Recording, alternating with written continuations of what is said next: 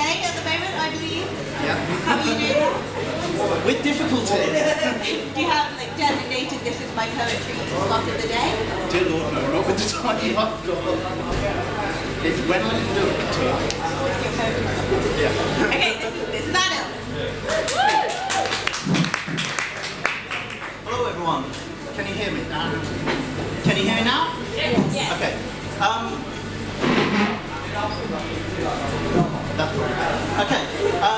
It's probably actually a good thing I'm following Andy, because I have written a poem about coffee and this is kind of based on her blog.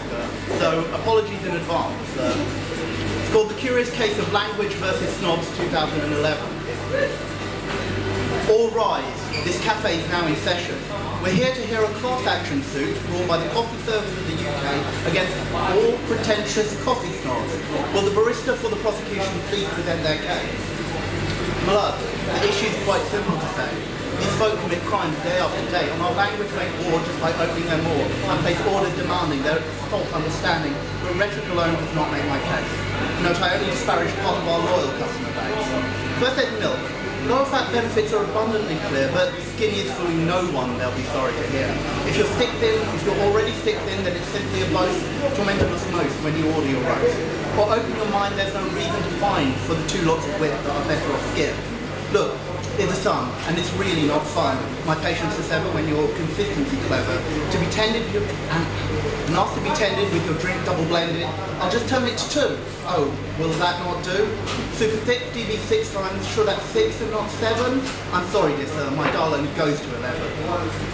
And what do you mean when you ask for it dry? Remove all the moisture, freeze the heart of the bean, in search of the dark, its rich desiccate spark? But worst of the lot, reserve my true condemnation. It's a verbal abomination of such poor hyphenation. Exhibit Y is the word semi-dry, because my judgment call is bound to appall. You will not have met, imagine, standards you set, in order for me to bring your desire to be. Let me see if I can change the humidity. So you're semi-dry and the drink's just as you get. The beverage is just what it should be, wet. Our language is rich, don't get me wrong, but it's just coffee, not worth a dance or a song. No experience divine, though you worship a shrine of Java so niche for the smug nouveau reach. So don't pout at me with your naive infinity, since my service is proportional to your stupidity. Look, they're jargon enough on the technical side. You don't need to confuse me to service your pride.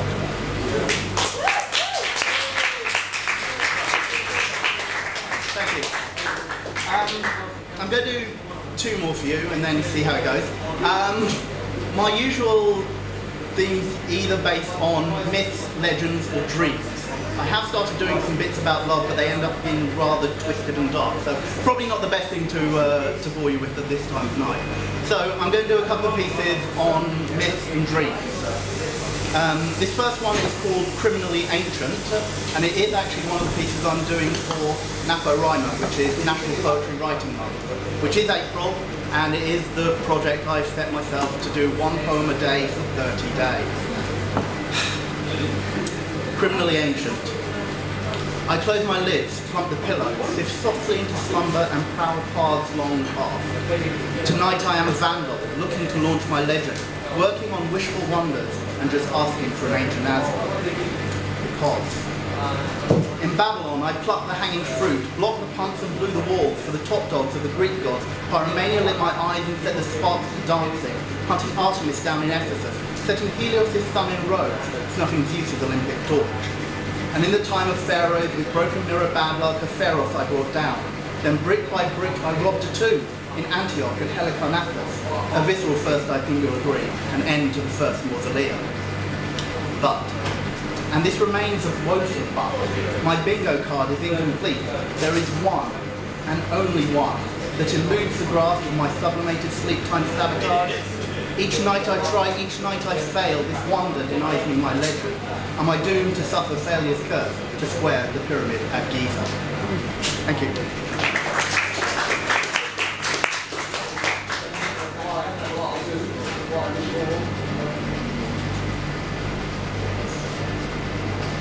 Okay, have I got time to do 2 more, maybe?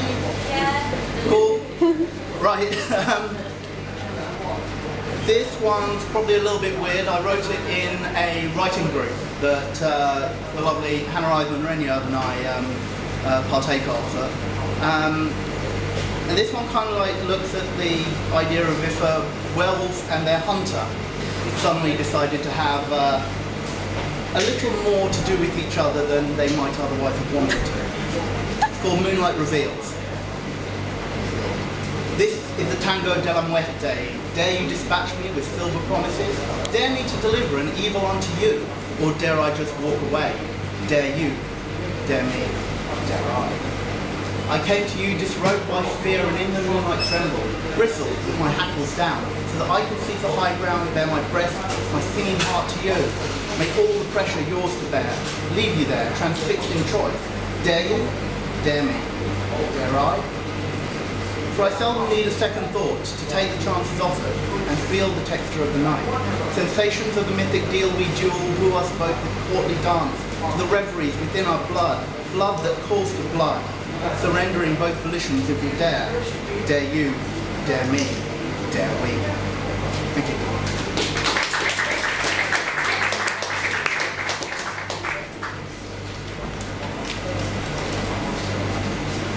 Wow, more people than I thought. Okay. One more piece. It's a lot quicker than I thought, never mind. So yes, dreams. One of the most interesting things I find is I'm a very early riser and I tend to go straight from being asleep to being awake. But a lot of people I know and a lot of people usually say it takes them ages to wake up. And there's always that kind of like grey period in between when you're just struggling to open your eyes and hit that alarm clock and drag yourself out of bed. And all you want to do is just roll back over and go to sleep. But some of the most vivid images I hear are what happens in that grey period. And this is called dream surfing. Surfing on the edge of a slipstream, riding the quantum with wake not wake, heading for the waking world, heading for the taking world, shaking of a raking world, to let conscious battle be joined once more, thinking of walking and working it out in the land of the day walker, to the call of the day talker, you're shiny and grey, golden and free, a gunmental battleship sailing the sea.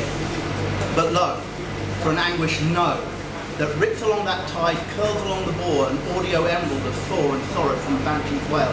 To sleep, perchance to dream, defiance carried by a torpedo, to carry on drifting in the currents of twilight, where the vampires lurk in the moan rat's out grave, coveting and cuddling at the interface jars and tri-spirit babes out in Morpheus' arms. So jump up on my passing hovercraft, which may be full of eels as it dips and trawls and whirlpools of the subconscious, or to escape that approaching horizon. So we tack back into night, heading for the shores of Nod, doing anything we can to beg for a steal from the paymaster of morn for a few more stolen moments in that still burn. The fantasy at the interface, a utopia of the interim, where the vampires lurk and the moan rat outgrave, distilling lucidity from the deep well of night. Thank you.